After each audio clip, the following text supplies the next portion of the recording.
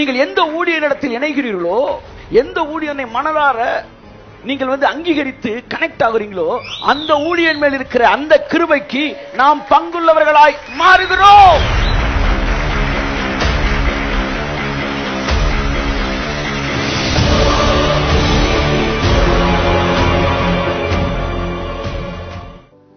இந்த வசனம் குறைவெல்லாம் நிறைவாகும் வசனத்தை தனக்கு அந்த சாப்டர் ஃபுல்லா பாருங்களேன். அந்த சாப்டர் ஃபுல்லா போய் பாருங்க. சொல்றான், உபகாரத்தை நான் நாடாமல் உங்கள் கணக்குக்கு பலன் பெருகும்படி நான் நாடுகிறேன்.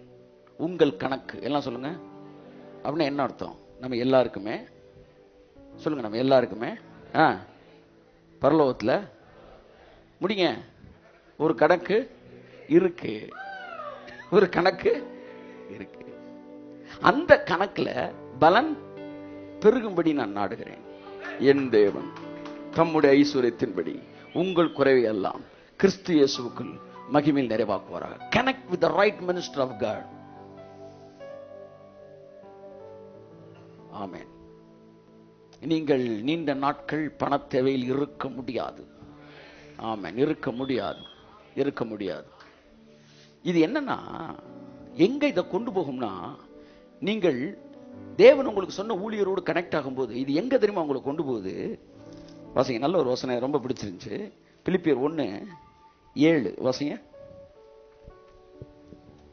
என் கட்டுகளிலும் நான் சுவிசேஷத்திற்காக உத்தரவு சொல்லி அதை திடப்படுத்தி வருகிறதிலும் நீங்கள் அனைவரும் எல்லாம் சொல்லுங்க, நீங்கள் அனைவரும் எனக்கு அளிக்கப்பட்ட கிருபையில், எனக்கு அளிக்கப்பட்ட கிருபையில் பங்கு உள்ளவர்களானதால். பாருங்க, கிருபை எல்லாம் சொல்லுங்க. கிருபை என்றால் ரெண்டு விதமான கிருபை இருக்கிறது. காமன் கிரேஸ், சிலுவையிலே இயேசு சிலுவையிலே மரித்த போது, ஜீவனை கொடுத்த போது நாம் எல்லோருக்கும் தேவ கிருபை கட்டவிழ்க்கப்பட்டது. எத்தனை பேர் அவர் ஏற்றுக்கொள்கிறார்களோ அத்தனை பேரும் பிள்ளைகளாகும்படி அவர்களுக்கு இந்த கிருபைக்கு பேர் என்ன? பொதுவான கிருபை. எல்லாம் சொல்லுங்க. யாருக்கு வேணாலும் இந்த கிருபை இருக்கு.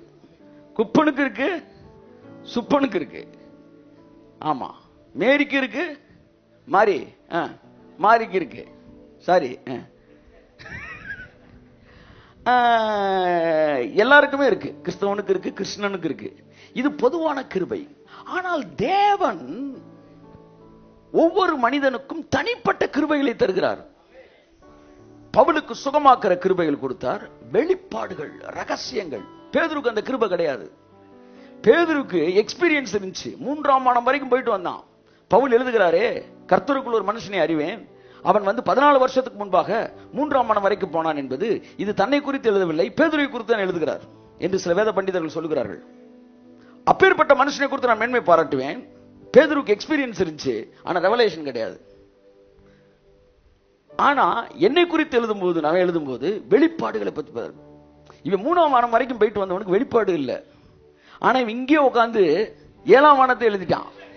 அது ரொம்ப முக்கியமானது. இவங்க எல்லாம் தூங்குனாங்க, எந்திரிச்சாங்க, இதோ அப்பத்தை எடுத்தாரு, கொடுத்தாரு, சாப்பிட்டாங்களே. இவ்வளவு தூங்குனாங்க, எந்திரிச்சாங்களே, எத்தனை தடவை அப்பத்தை எடுத்தாரு, பிட்டாரு. இவங்க எவனாச்சும் எழுதி வச்சாங்களா? இவங்களை நம்பி கொடுத்துருந்தா புதிய ஏற்பாட்டில் ஒரு 15 பக்கத்தோட வெளியே போயிருக்கணும். ஆனா அவரை கண்ணில் கூட பார்க்காத ஒருத்தன் கையை தட்டுங்க சார். ஆமென். இயேசுதான் காட்டி கொடுக்கப்பட்ட அன்று ராத்திரியிலே அப்பத்தை எடுத்து அதை பிட்டு, இதை வாங்கி புசியுங்கள், இது உங்களுக்காய் பிற்கப்படுகிற என்னுடைய சரீரமாய் இருக்கிறது என்றார். அவர் அந்தப்படியே மிரல்றான். பேதுரு, என்னடா கூட இருந்த மாதிரி எழுதிக்கிட்டு இருக்கிற? கடைசியில் பேதுரு ஒத்துக்கிட்டான், இவனுக்கு இருக்கிற கிருபை வேற. பவுலுக்கு சொல்லப்பட்ட கிருபைகள், அவனுக்கு கொடுக்கப்பட்ட வெளிப்பாடுகள் அறிந்து கொள்வதற்கு அரிதா இருக்கிறது.